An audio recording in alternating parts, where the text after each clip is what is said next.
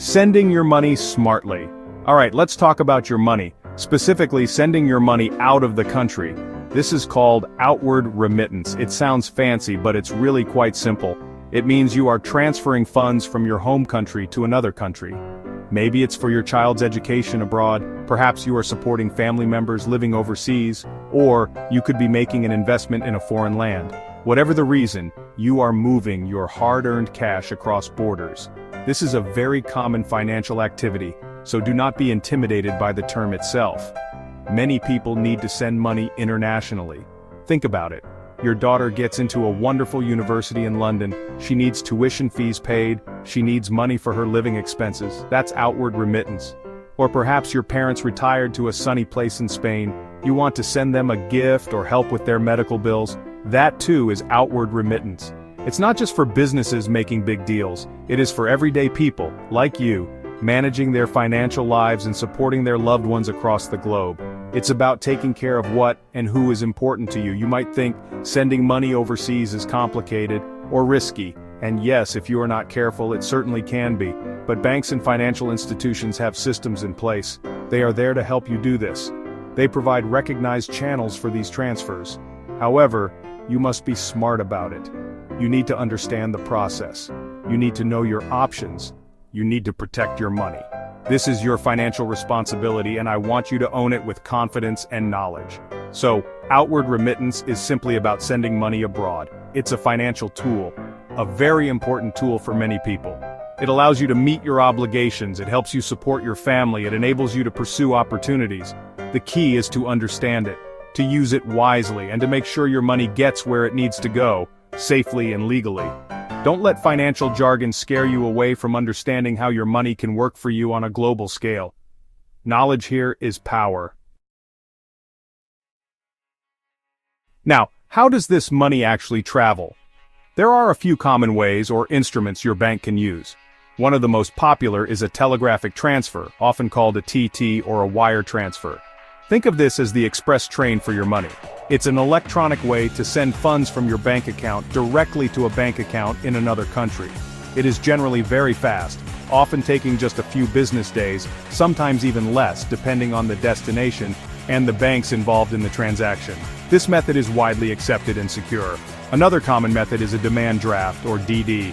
This is different from a telegraphic transfer. A demand draft is more like a guaranteed check. Your bank issues this physical paper document on your behalf. The recipient then deposits this draft into their bank account abroad.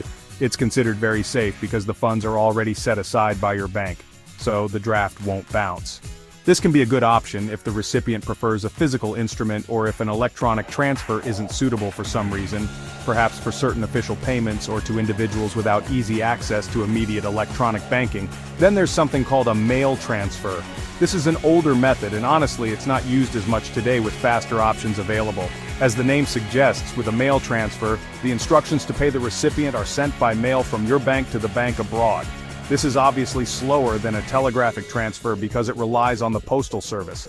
It might be considered in very specific situations or in regions where electronic banking infrastructure is less developed, but for the most part electronic methods have overtaken it due to their speed and efficiency. So, you have choices. Telegraphic transfers are for speed and convenience when sending directly to a bank account. Demand drafts offer the security of a prepaid instrument, which can be reassuring. Mail transfers are the slower, more traditional option, less common now but still a part of the historical landscape of remittances. Understanding these different methods helps you choose the one that best fits your specific needs, the urgency of the payment, and the preferences or requirements of the person or entity you are sending the money to. Always ask your bank to explain these options clearly. So, why should you use these official bank channels for your outward remittance? What are the benefits for you, the sender? Well, girlfriend, let me tell you there are quite a few important ones. First and foremost is speed, especially with telegraphic transfers. When you need to get money to someone urgently, say, for a medical emergency or a last-minute tuition payment, a TT can be a lifesaver. The money can reach the recipient's account relatively quickly, often within 1 to 3 working days, which is crucial when time is of the essence. Then there's the matter of cost. Now I know what you're thinking. Banks charge fees, Suze. And yes, they do. There will be a charge for sending money abroad. However, these fees are often more competitive and transparent than using informal or unregulated channels, which can have hidden costs or terrible exchange rates. Plus, when you compare the cost to the risk of your money getting lost or delayed through less secure means, using a bank often proves to be the more cost-effective and sensible choice in the long run. You must always ask about all applicable fees up front. Security and reliability are also huge benefits. When you send money through your bank, there's a paper trail. There's a system of checks and balances. Banks are regulated institutions. They have procedures to ensure your money is handled properly and reaches the intended recipient. This significantly reduces the risk of fraud or loss compared to, say, sending cash with someone or using an unverified online service. That peace of mind, knowing your money is on a secure path, is invaluable, believe me. It's about protecting your assets. Finally, let's talk about the simplified process and convenience. Banks have streamlined the outward remittance process over the years. Many banks even allow you to initiate international transfers online or through their mobile banking apps from the comfort of your home. While there is paperwork, which we will discuss, the overall process is designed to be as straightforward as possible for the customer. They guide you through what's needed. This convenience means you don't have to jump through hoops or resort to complicated, risky alternatives to get your money where it needs to go. Alright, sending money internationally isn't like handing cash over the counter for a local purchase.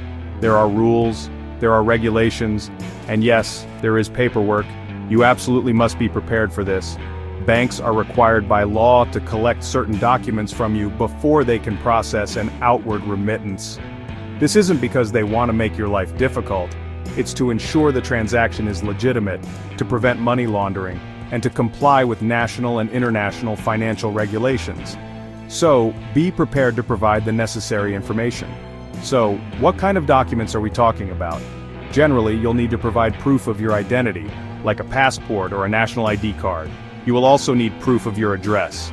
Then very importantly, you'll often need to fill out a specific form, sometimes called Form A2 in countries like India, which details the purpose of the remittance. You might also need to provide your tax identification number, like a PAN card.